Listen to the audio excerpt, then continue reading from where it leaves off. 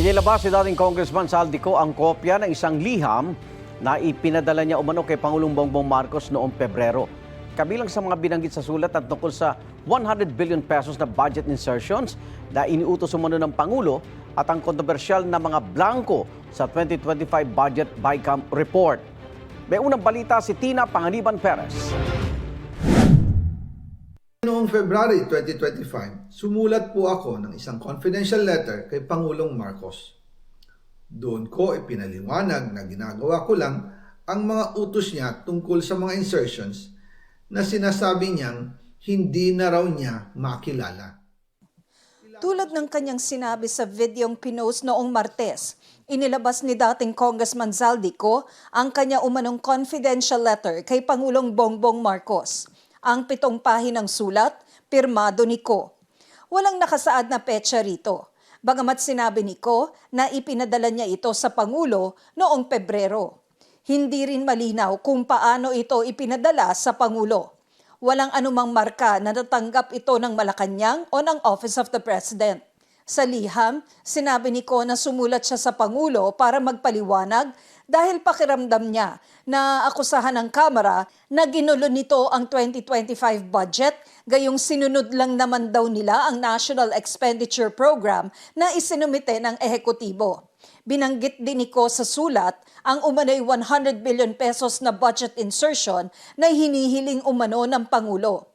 Sabi ni Ko na paulit-ulit daw niyang tinanong kung inutos nga raw ba talaga ito ng Pangulo.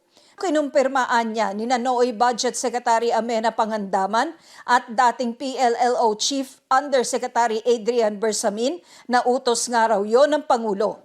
Sinisiri ni Ko si Nooy Senate President Chis Escudero kung bakit daw lumobo ng husto noon ang budget ng DPWH nang mas malaki pa sa budget ng edukasyon.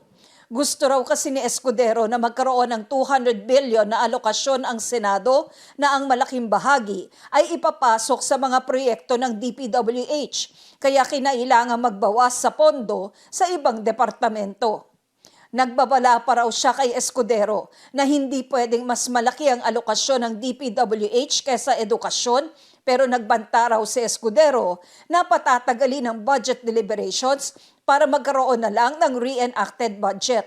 Ito raw at ang hininging budget insertion ng Pangulo ang dahilan kung bakit naging mas malaki ang budget ng DPWH sa edukasyon, bagay na hindi raw alinsunod sa saligang batas. Itinuro rin ni Ko ang staff ng Senado na siya raw may kasalanan sa kinwestiyon noong mga blanco sa Bicameral Conference Committee report sa 2025 budget at hindi raw ang mga tao ng Kamara. Binanggit din ni Ko si dating DPWH Secretary Manny Bonoan. Ayon kay Ko, sa opisina raw ni Bonoan, nag-aaway-away umano ang mga broker at mga contractor dahil daw nakapagbigay na ng mga anyay advance. Hinimok pa ni Ko ang Pangulo na i-review raw ang mga naging desisyon ukol sa budget at imbestigahan ang papel ng Senado at ng mga pinakamalalapit na kaalyado ng Pangulo sa malakihang realignment sa budget.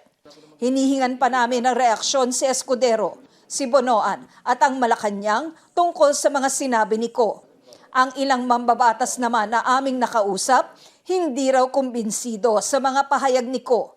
Hinimok nilang bumalik ito sa bansa, panumpaan ang lahat ng kanyang sinasabi at humarap sa korte. Dapat niyang ihain ito sa proper forum and then make himself personally be able to at least make these complaints, before the courts so that he can also be given the due process, to make all these allegations come into light before the proper forum. Umuwi siya. Mahirap malaman kung ano yung nasa utak ni Saldico.